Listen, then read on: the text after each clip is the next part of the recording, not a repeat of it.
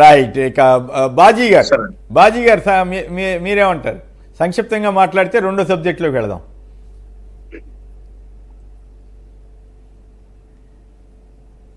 Mute లో ఉన్నారు బాజీ బాజీ గారు. గారు. సార్ నమస్కారం. బాజీ గారు మ్యూట్ లో ఉన్నారు. అదేవిధంగా పురుషోత్తం రెడ్డి గారికి, కొండ రాజీవ్ గారికి, నమస్కారం, చూస్తున్న వ్యూవర్స్ అందరికీ కూడా నమస్కారం తెలియజేస్తా ఉన్నాను.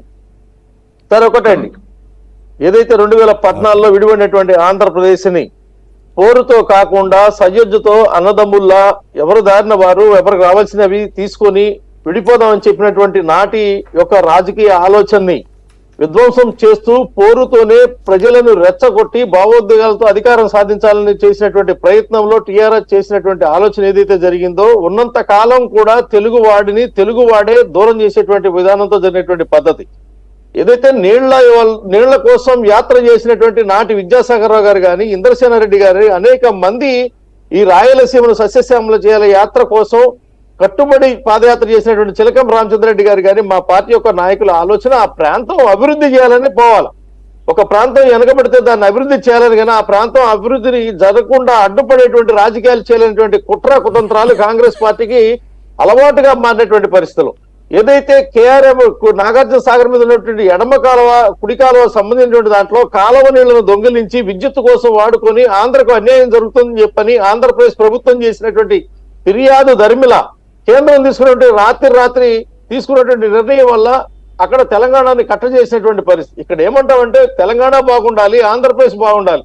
ఇచ్చినటువంటి నీటి వాటర్ నిష్పత్తి కూడా సమానమైన పద్ధతిలో రాయలసీమను సస్యశ్యామలం చేసే విధంగా ఉండాలి. ఇరు పార్టీలు సయోధ్యతో జరిగేటువంటి మాటలు కావాలని, మాటలతో సమస్యను పరిష్కారం చేయాలి. కానీ రెచ్చగొట్టి ఈ ప్రాంతాన్ని మనం ఏదో అనుకూలంగా మా పార్టీకి ఆలవాలంగా అవ్వటం కోసం, లేకపోతే పునాదులు వేసుకోవడం చేసేటువంటి ప్రయత్నాలు ఏవైతే ఉన్నాయో, ఇది పూర్తిగా ఇంకా ప్రతిపక్ష నాయకుడిగానే రేవంత్ రెడ్డి ఉన్నారనేటువంటి భావన కలిగినటువంటి స్థితి అండి. అధికారంలోకి వచ్చిన ముఖ్యమంత్రి బాధ్యతాయుతంగా తనకు కావాల్సినటువంటి విధంగా ఇక్కడ కూడా అక్కడ కూడా ఒక జాతీయ పార్టీ సంబంధించినటువంటి నేతలా మాట్లాడకుండా మళ్ళీ ప్రాంతీయ పార్టీ సంబంధించినటువంటి విధంగానే నా వాటా నేను ప్రజలు చేస్తున్నానని చెప్పని రెచ్చగొట్టేటువంటి విధానం అంత సరైనటువంటి పద్ధతి కాదు, రాజకీయ విధానం కూడా కాదు. ఇవాళ దేశంలో ఉన్నటువంటి అన్ని ప్రాంతాల యొక్క నీటి సమస్యల కోసం ఒక ట్రిబ్యునల్ ఏర్పాటు చేయడం జరిగింది కొమ్మినేని గారు.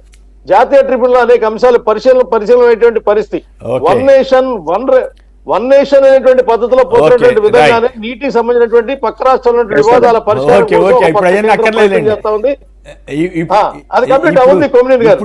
ఖచ్చితంగా సయోధ్యతో జరగాలి కానీ వివాదంతో కాకూడదు. గారు ఓకే, గుడ్ గుడ్. ఇది పాయింట్ బాగుంది. శ్రీకాంత్ గారు కావాలి. శ్రీకాంత్ గారు నమస్కారం, మాట్లాడండి. ఒక్క నిమిషం మాట్లాడదు కానీ ఒక్క నిమిషం. శ్రీకాంత్ గారు. సార్ నమస్తే సార్. శ్రీకాంత్ గారు హలో సార్. నమస్తే సార్. నమస్తే, మాట్లాడండి. శ్రీకాంత్ మాట్లాడుతున్నాను సార్. మీకు ప్యానెల్ లో మాట్లాడండి. అలాగే మీకు ప్యానెల్ లో ఉన్న పెద్దలకి నమస్కారం సార్. సార్ ఈ రోజు జరుగుతున్నటువంటి పరిణామాలకి ప్రతిపక్ష వాళ్ళు పక్కా కారకులు. ఏదేమైనా జగన్ అన్న చేస్తున్నటువంటి పనులను చూస్తూ ఓడవలేక ఎంతో బురద జరుగుతే కార్యక్రమం పెట్టుకున్నారు సార్.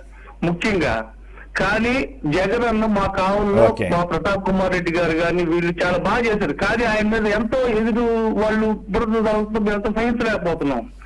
Right right, okay. అది వేరే చర్చలే మిత్రమా, అది వేరే పాయింట్. తర్వాత ఎప్పుడైనా మాట్లాడదాం. షేక్ మీరా సాహెబ్ గారు జగ్గైపేట. షేక్ మీరా సాహెబ్ గారు. హలో హలో, మాట్లాడండి. రేవంత్ రెడ్డి గారు చేసిన వ్యాఖ్యల మీద మాట్లాడండి. నమస్కారం సార్. నమస్కారం. నమస్కారం సార్. నమస్కారం. కానివ్వండి. ముఖ్యమంత్రి గారు జగన్ గారికి తిరుగులేని అత్యధిక మెజార్టీలో గెలుస్తారు సార్. ఓకే సార్, మీరు ఎన్ని ఏమనుకున్నా సరే ఒకటి సార్, అట్లయితే ఒకటి సార్, మీరు జగనన్న గారి పేరు మీద గెలవటమే తప్ప ఇక ఎమ్మెల్యేలు వాళ్ళు నలవడికని కాస్త జగనన్న గారిని ఓకే వద్దులే ఆ విషయం వద్దులే. లేదు అట్లాంటివి మాట్లాడు దయచేసి. అట్లా కాదు. ఇక్కడ పాయింట్ ఏంటంటే జగన్ గారి పేరు మీద గెలిచే మాట వాస్తవమైనప్పుడు కూడా ఎమ్మెల్యేలకు ఉండే ప్రాధాన్యత, స్థానిక నాయకులకు ఉండే ప్రాధాన్యత వారికి ఉంటుంది. దయచేసి ఇట్లాంటి అపార్థాలు కలిగే విధంగా మీరు ఎవరు మాట్లాడొద్దు.